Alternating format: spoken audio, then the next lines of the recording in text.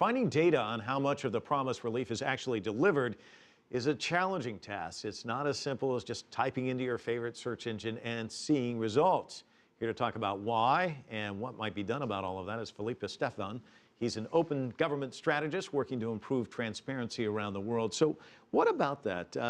It seems like actually trying to get your handle on these figures is not that easy.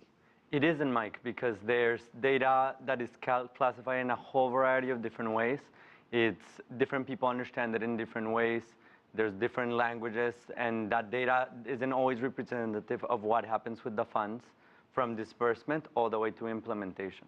Well, and then the other thing is when you hear about a calamity like this and then you see all these dollar figures thrown around, pledges, people think, well, they ought to be back on the road in no time, and yet the disparity, the number that's pledged and the number that's delivered, oftentimes huge disparity there. That's right. For example, in the case of the Philippines, the aid that will be required to be able to do the reconstruction that this needs is actually quite much more substantive than what has been pledged, let alone what will actually make it to the country. And I think the point to be said about that is that in a time of crisis, it is also very important to ensure that we can track resources and that we have data about how resources are spent so that those resources lead to as much impact as they need to lead to. Why is there such a difference between, I'm going to promise you this, but in the end, after the headlines have kind of faded, here's the actual number?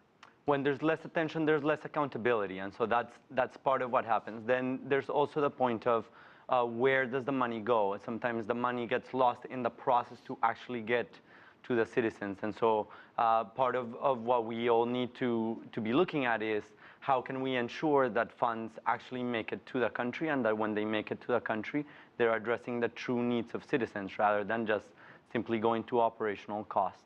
There seems to be a sense of annoyance, too, on the part of some when they look at foreign assistance, especially in areas, and I don't want to signify one area, but Africa is one that comes to mind, where money may be misallocated or misappropriated.